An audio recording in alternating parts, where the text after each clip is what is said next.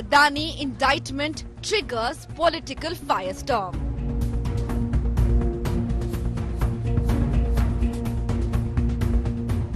Amit probe and arrest demand.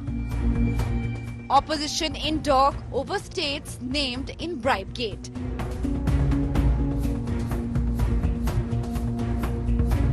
DMK YSRCP firefight charges. Andhra Chief Minister slams Jagan over bribe gate. Bribe giver and taker now under lens. US Adani storm. That is our top focus on 6 p.m. Prime. Good evening. You're watching 6 p.m. Prime here on India Today. I'm Akshita Nandagopal, and this evening we put the focus on the big fallout over the US court indictment against Gautam Adani. Now, there are several states that have been named as having had, in fact, these deals with the Adani Group and thereby allegedly received bribes.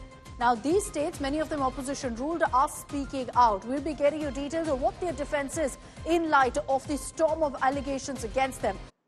There's a political firestorm that's broken out as expected in India over the US court indictment against Gautam Adani and his associates. Now, while the Congress has been going after the BJP, demanding a joint parliamentary committee investigation, demanding the arrest of Gautam Adani, what's also in focus right now is a number of regional parties and the Congress too. Because while the Congress was in power in Chhattisgarh, you had the YSRCP in power in Andhra Pradesh, the DMK in power in Tamil Nadu. And in these states, it was when they were in power that allegedly these bribes were handed over to the state government. So now what really is their defense in light of these allegations and charges that they were involved in these corrupt deals? Let's tell you in our next report about the reactions, and then we'll break this down further for you.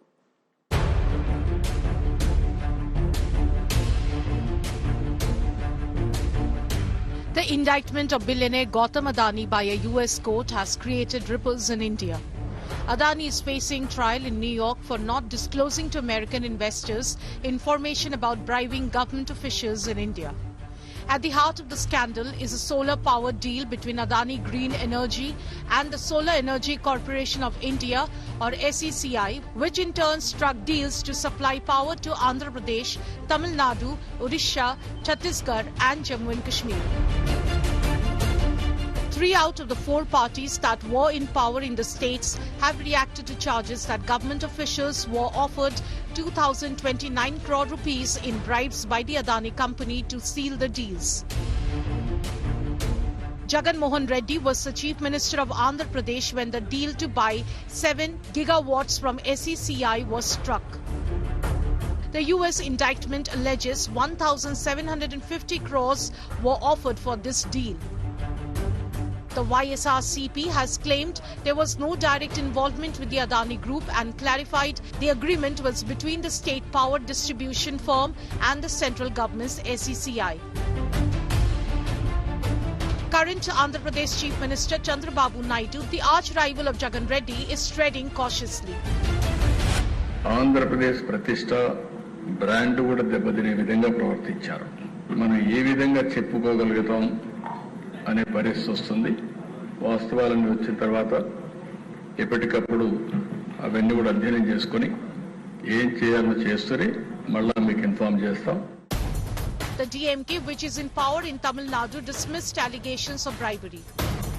1500 megawatt மின்சாரம் கொள்முதல் செய்வதற்கான ஒப்பந்தங்கள் செய்யப்பட்டன.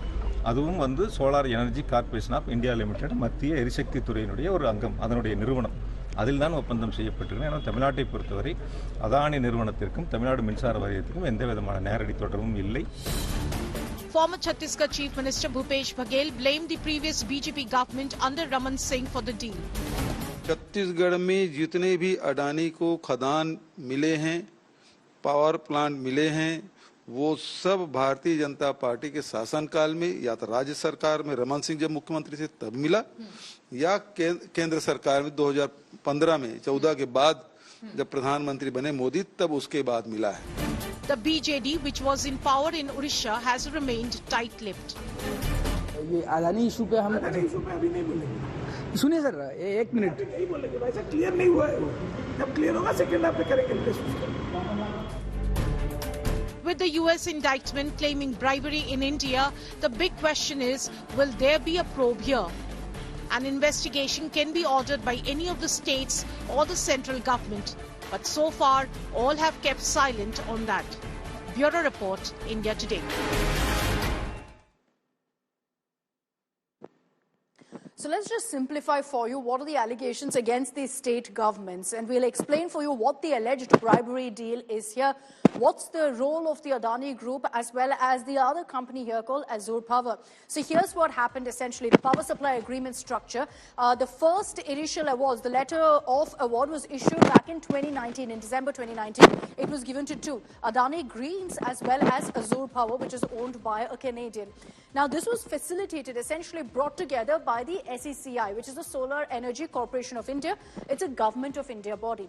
Now, from here, you move forward to the power deals, the power supply agreements. And here's where the state governments come into question. There are several states, 5 in all. First, you've got the Andhra Pradesh government. This was in 2021, December 1st, where you had, in fact, a 2,000 megawatt deal. The allegation here is that the maximum bribes, where we talk about over $200 million bribes, most of it went to Andhra Pradesh. The first deal was with Andhra. And then you had also with the Odisha government, 500 megawatts. So actually, before, in fact, Andhra Pradesh, there were several others signed. But you look at really the details and the scale, it's the largest in Andhra. So you have Odisha also here with 500 megawatts on July 22nd. Let's talk about Chhattisgarh. That time, there was the Congress in power because this was in August 2021. Tamil Nadu under DMK, and finally Jammu and Kashmir under central government rule.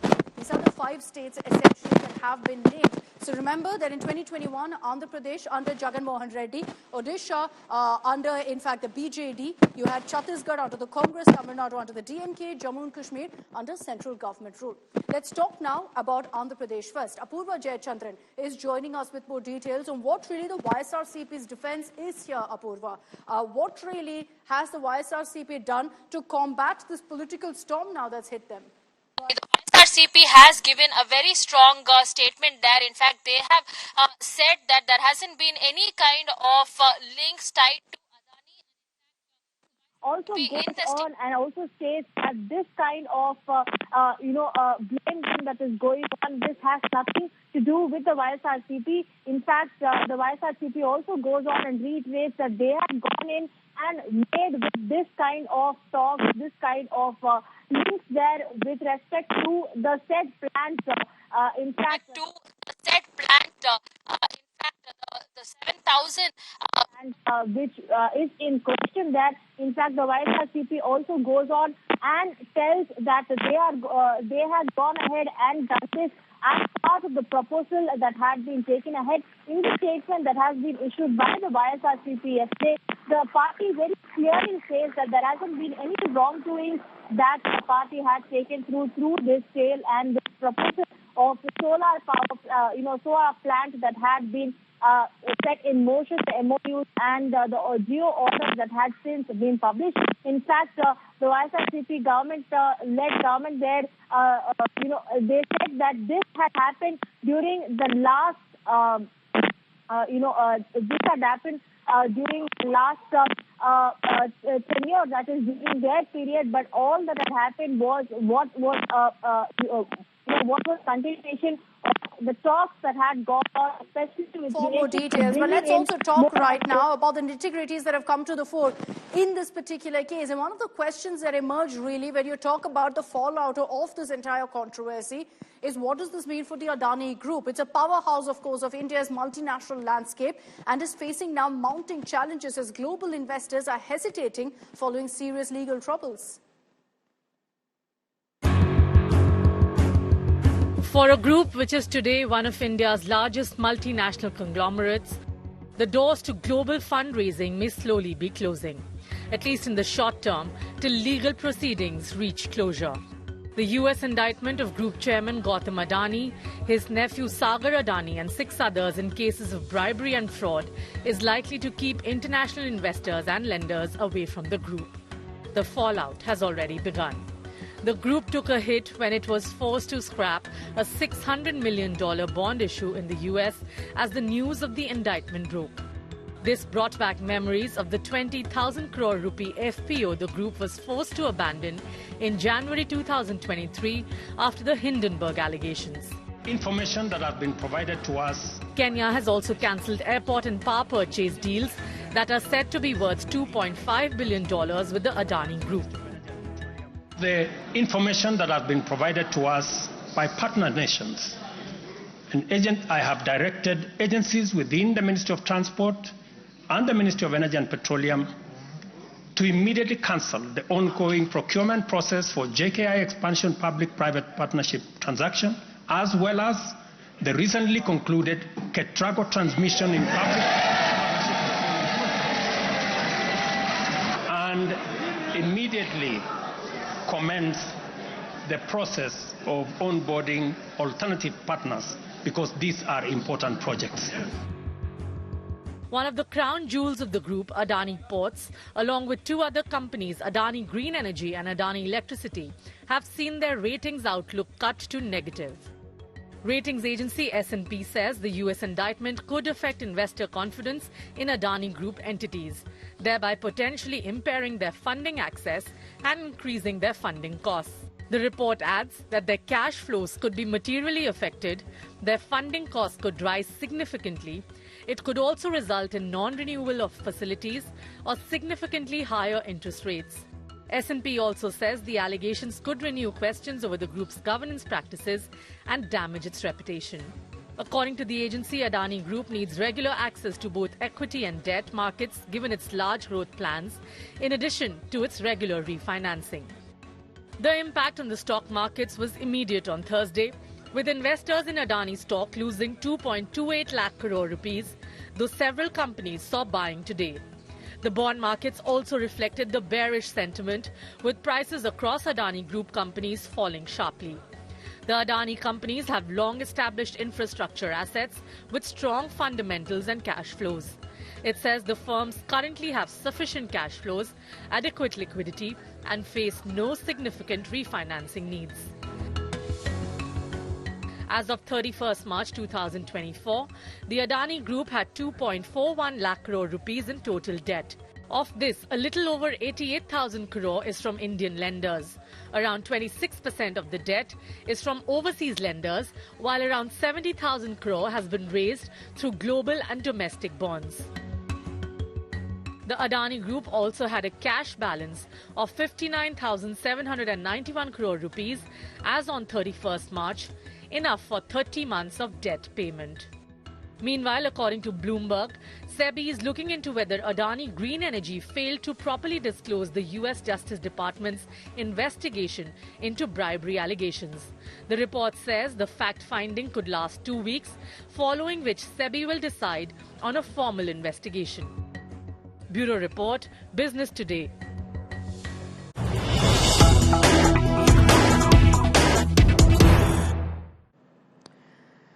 And we've got the first statement coming in from the BJD, which, remember, was in power when allegedly the deal with Adani Group was signed in Odisha. They've denied a direct role in the Adani Bribe case. The Odisha government was, remember, named in the US indictment. Naveen Patnaik was the chief minister when these alleged bribes were given. But the BJD maintains that the solar power contract was with the centre. And this is essentially the clarification that's coming from most of these states. They say that the deal was done with the SECI, which is Solar Energy Corporation of India, and they had no dealings whatsoever with the Adani Group. So the BJD also making it very clear that they have absolutely nothing to do with, in fact, the Adani Group. So there's no question of receiving any sort of kickbacks or bribes.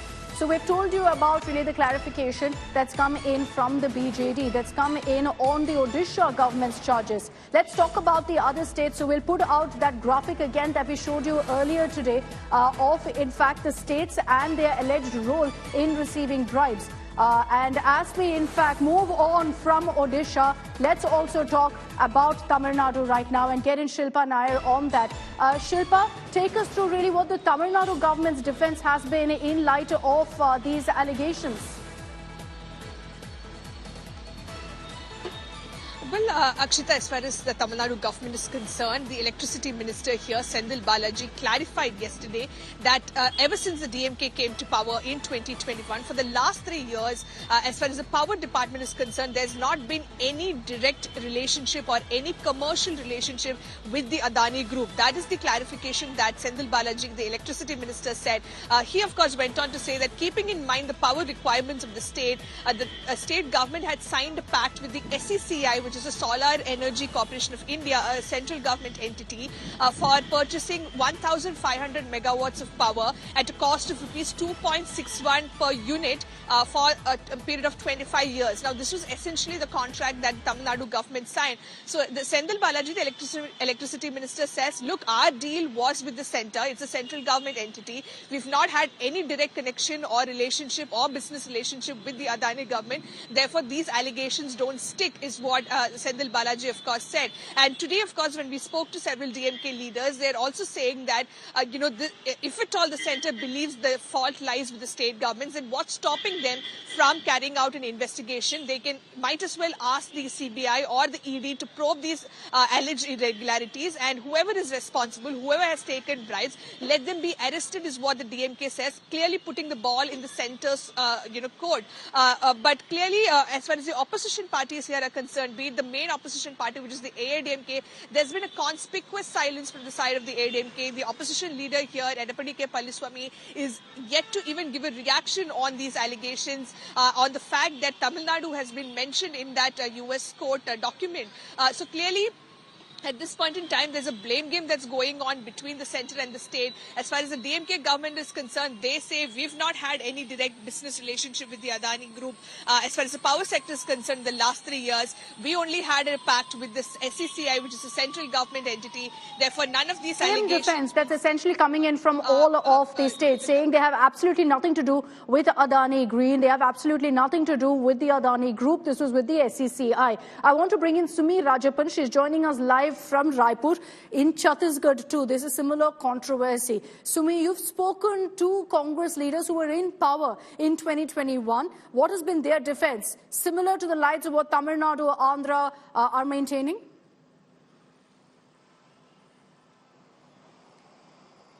Yes, absolutely. Chhattisgarh is also maintaining the same stance. In fact, yesterday, when we spoke with the former Chhattisgarh Chief Minister, who also was the Power Minister back in 2021, when the entire PSA, that is the Power Sale Agreement, was signed between SECI and the Adani Greens, it was completely clear. In fact, Bhupesh Baghel seconded what Rahul Gandhi was maintaining, that a joint parliamentary committee probe should be made into the all Adani transactions that have happened during the time. And in fact, T.S. Singh-Dev, who also was handling the power portfolio between July 2023 to December 2023, also mentioned the same thing, that he was neither the power minister nor the deputy chief minister when this entire deal was made. And in fact, he also maintained that if the JPC probe is done, the results should be made public so that people should know and the entire process that has happened and gone beyond the PSA. And in fact, Chhattisgarh's government is also completely silent on this regard. BJP government is in power right now in Chhattisgarh. However, the Congress government is completely buying this whole thing, that Rahul Gandhi, whatever he has said, that it is bringing shame to the entire nation that an Indian citizen is indulged in such a bribery scam. And in fact, such a circumstance, you've got every party involved saying very clearly they were in communication only with the SECI, with the Solar Energy Corporation of India,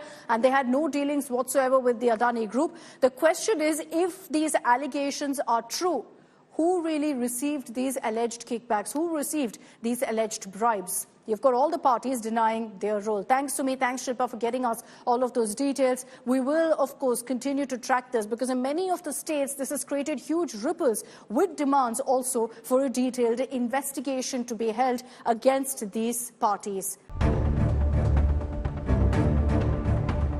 Hours to go for counting.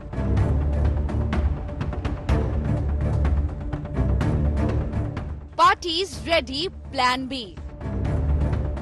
Resort politics takes center stage. उनके ऊपर pressure रहेगा, इन लोगों का, खोके वालों का, तो सबकी रहने की व्यवस्था एक होटल में एक जगह पर करने की योजना हम बना रहे हैं. I'm absolutely firm and clear that it is going to be the Mahayuti that is coming to power. और इनकी तो नैया डूब चुकी है, शायद इस वजह से उनके पास कोई बयान नहीं बचे और ये वैसे विवादक बयान देते रहे. Alliances focus on keeping flock intact. और इनकी सरकार जाने को है, इसलिए ये लोग शायद हेलीकॉप्टर ये सब इसलिए बुक करा रहे हैं क्योंकि इनको पता है कि जब हारेंगे तो जनता इनको पूरा जो लेखा जोखा है वो कर देगी और इसलिए उनको भागने की जरूरत पड़ेगी. Maha verdict, Maha churn. Resorts are being booked right now. You've got choppers, planes, all on standby. And that's because both the Mahayuti and the Mahavikas Aghadi are on edge. Counting day is tomorrow. We're hours away from knowing who Maharashtrians have chosen. But it could go down to the wire, in which case you've got Plan B being readied by both sides. So expect a whole lot of political fireworks in the state of Maharashtra, at least going by what's been happening in the last few hours, with allegations of horse trading already coming up, with MLAs being told that if you win, candidates being told if you win, you will be kept in a resort. So the opponent can't go ahead and reach you or contact you. All of this is playing out before counting day in Maharashtra. Hours before the crucial counting day, the political heat in Maharashtra is rising. Shiv Sena UBT MP Sanjay Raut has sparked a storm, revealing plans to keep MLAs at a resort to avoid poaching by the ruling Mahayuti. 160-165 तक हम विधायक हमारे चुनकर आएंगे. मुंबई में आने के बाद उनके लिए रहने के लिए जगह नहीं है, कहाँ रहेंगे वो, भागम भाग होगी. उनके ऊपर प्रेशर रहेगा इन लोगों का, खोके वालों का. तो सबकी रहने की व्यवस्था एक होटल में एक जगह पर करने की योजना हम बना रहे हैं. Mahayuti leaders, on the other hand, are confident of a landslide. The people who have the audacity to talk about no jihad are the ones who have been propagating vote jihad, liquor jihad and all kinds of ill practices during election. It is going to be the Mahayuti that is coming to power और इनकी तो नैया डूब चुकी है, शायद इस वजह से उनके पास कोई बयान नहीं बचे और ये वैसे विवादक बयान देते रहे. If the results are hung, the political parties won't have much time to waste. With the elections in state delayed, it means a government has to be formed within 3 days. The Maharashtra Assembly's 5-year term officially ends on November 26. Article 172 of the Constitution requires a new government to be sworn in by then. If not, precedence rule looms large, giving the centre direct control over state administration under Article 356. Amid the buzz, Maharashtra Vikas Aghadi leaders went into a huddle to strategize for the post-poll scenario. Mahayuti leaders are looking at whether the BJP will cross the critical 90-seat mark. The BJP's performance is key to deciding who will lead the state next. Both fronts are eyeing rebels and independents. Small parties like Prahar Jan Shakti, BVA and MNS are expected to tilt towards Mahayuti in case of a hung assembly. Counting takes place on Saturday. A victory for Mahayuti will help BJP bury the ghost of the Lok Sabha polls in which the party failed to win majority on its own. A victory for MVA will give the opposition a new lease of life after a huge setback they suffered in Haryana. Bureau Report, India Today. Okay, let's bring in Rajdeep Sardesai, who's going to be live with you from 7 a.m. tomorrow morning, getting you all the updates live on counting day. Rajdeep, good evening. With all that's playing out right now in Maharashtra, what do you think will be parties' plan B essentially in case of a hung assembly? And other smaller parties, Rajdeep, in Maharashtra that could perhaps play the role of kingmaker in such a circumstance? Yes, I do believe that most parties are aware of the fact that who knows, Maharashtra could well throw up a hung assembly. So they are preparing for a plan B despite what the pollsters are saying. Some pollsters giving a clear win to the Mahayuti. I spoke a short while ago to Prakash Ambedkar, the leader of the Vanchit Bahujan, and he said, mark my words, people like me will decide who forms the next government. He's already made it clear that he will support anyone who's in a position to form a government. There are others too. smaller parties and independents who have been contacted. I am told by both the major formations there could be BJP rebels who win, as well as a few Congress and NCP rebels. So my own sense is that for all the bravado that the parties are putting up, there is a sense of nervousness and anxiety, given the fact that there were so many multipolar contests in Maharashtra, and therefore neither side is taking any chances and will make every effort to contact the independents and smaller parties and bring them to their side at the earliest, if, and of course that's a big if Maharashtra throws up a hung assembly. You're saying, Rajdeep, no, nobody's taking any chances, but seeing the trends or seeing the exit polls, seeing the voter turnout, which camp do you think is going into tomorrow feeling more confident? It's my view that seeing the trends, I do believe that the Mahayuti must feel more confident. At least 8 out of 10 surveys have put them well ahead of the Mahavikas Aghadi. Even in a hung assembly situation, they may have 10, 15 more seats. And I think whichever alliance has more seats at the end of the day will be in pole position. But having said that, Sharad Pawar has just claimed that the Mahavikas Aghadi will get 157 seats. And that's very precise. Apparently, he's done a seat-by-seat calculation with his allies.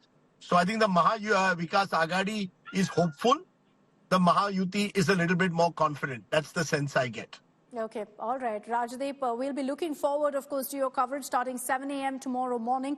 So don't forget to tune in. Rajdeep will be live in a state that he knows best on counting day. Thanks very much, Rajdeep, for joining us with your insight on what to really expect tomorrow. Of course, we're not going to go out there, put any predictions out, make any guesses of what to expect. But in hours from now, all of that suspense will come to an end. Like I said, right now, every single party is focused on Plan B. And let's get you a news break coming in on that. The Mahayuti clearly is now reaching out to smaller parties, reaching out to independents. Ramdas Athavale has confirmed that yes, we're in touch with several independents. If the need arises, the Mahayuti will be relying on the support of independents, on the support of smaller parties as well, like the MNS, like the BVA. They're hoping that all of them will join, and if there's a need, will boost their numbers as well. Athavale is saying very clearly that we're in touch with the independents, and if it's a close contest, we won't have a problem in ensuring that the numbers are on our side. जिस तरह exit poll की report आ रहे है उसके मुताबिक महायुति सरकार बना सकती है, इसी तरह की रिपोर्ट है। हम बहुत सारे इंडिपेंडेंट लोगों के संपर्क में हैं जो हमारी अलायंस पार्टनर्स है हमारे, उनके साथ हम संपर्क में है और हमें सरकार बनाने में कोई दिक्कत आएगी नहीं। महायुति की सरकार जरूर महाराष्ट्र में बनेगी और जो वादे हमने किए हैं वो वादे पूरा करने का काम हमारी सरकार करेगी। Okay, let's bring in Saurabh Bhaktania, who's joining us live from Mumbai with more details on this. Saurabh, I'm sure you're geared up for tomorrow, but today itself, you're seeing a lot of preps taking place. You've got both the Mahayuti and Aghadi planning on what they will do if there's a situation of a hung assembly. Let's talk first about the Aghadi, Saurabh, and what they've been doing. There's been a virtual meet that we hear has been held, and all candidates, we're being told, who win will be rushed to Mumbai. Can you confirm that for us? So, well, in the Mahavikas Aghadi, especially if we speak about the UBT Sena, they feel that there are more chances that they might, their MLAs might break, and therefore what they're planning is, like Sanjay Raut in the morning also said, that they're planning that by tonight they will be booking an hotel in Mumbai. They are saying that their hotel will be itself in Mumbai only, and once the results start coming out tomorrow afternoon, by that time they'll ask their MLAs, the winning MLAs, to shift to Mumbai by late evening. This is what the planning is, UBT Sena. The same which will be likely happening for the Congress as well. The sources are clearly telling us that same might happen with Congress as well. No decision has been taken for the NCP as of now, because it's a very interesting situation as of now, because in the last couple of years we have seen that how there has been shift of MLAs. There have been two parties which have split into two, and therefore there there are very much fear in the party itself that their MLAs might shift and there may be chances of horse trading as well. Is that but the case in Mahayuti also? Saurabh, is Mahayuti also getting resorts ready, getting to move, ready to move all of their winning candidates to Mumbai?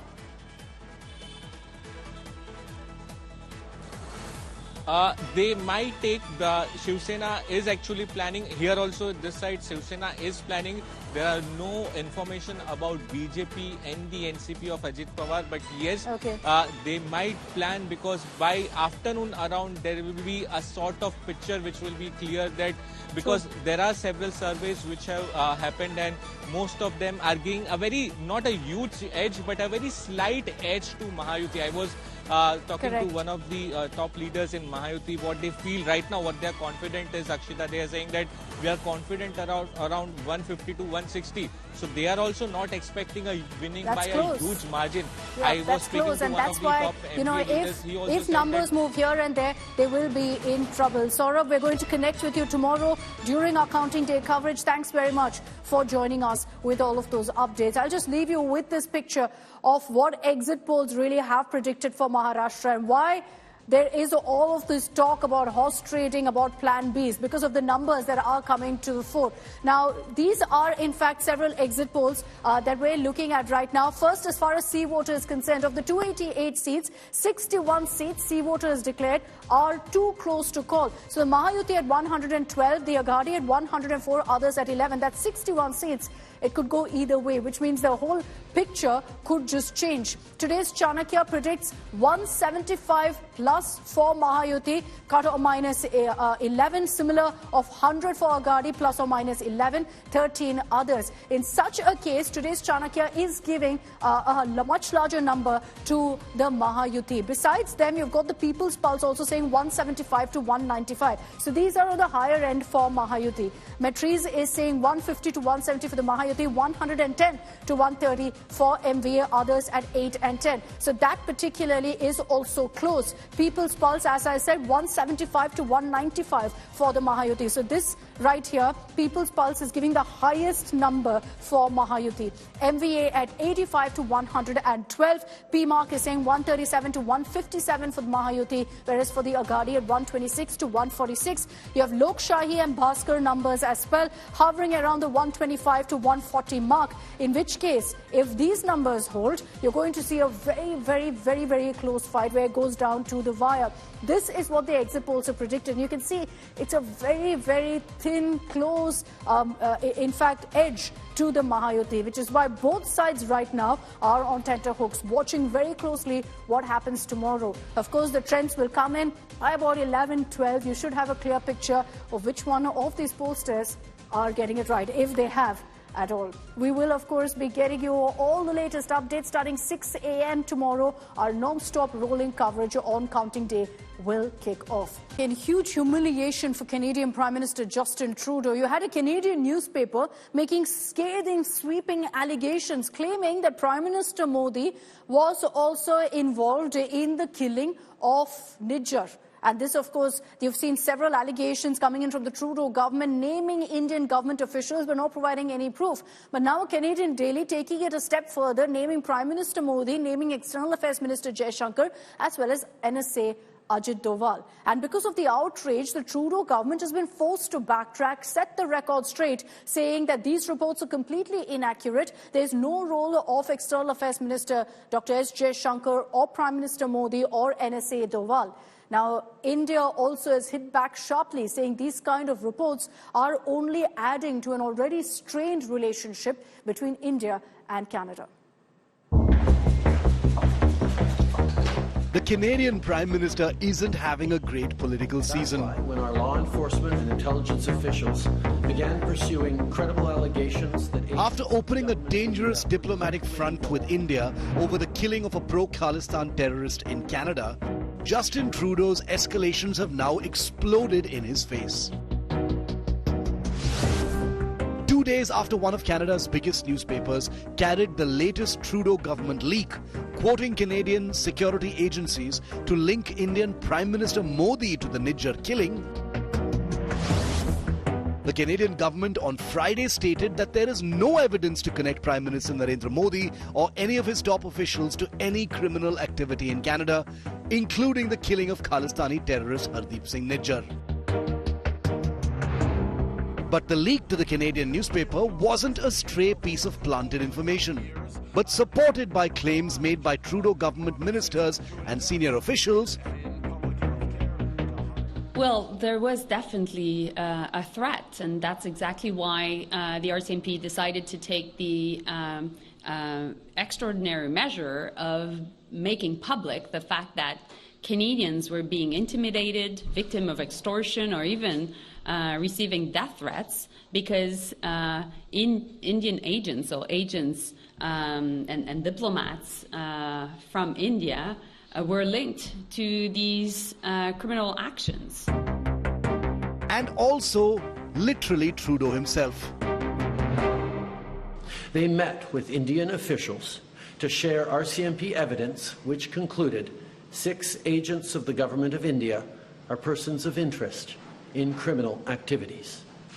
And despite repeated requests to the Government of India, it has decided not to cooperate. While the Trudeau government's on-record claims have steered clear of naming the Indian Prime Minister or ministers, it has regularly conducted its diplomatic attacks on India via unsubstantiated leaks to newspapers. Including this headline in the Washington Post and this plant in the Globe and Mail naming Indian Home Minister Amit Shah. The denial from Trudeau's own National Security Intelligence Agency isn't just an embarrassment, but a major U-turn, one that turns this entire saga on its head. The question now is, what has triggered this change of heart after more than a year of a smear campaign against India? Bureau Report, India Today. A country rooted in the rule of law, and the protection of our citizens is... And with that report, I'm wrapping up this edition of 6 p.m. Prime. Thanks very much for tuning in.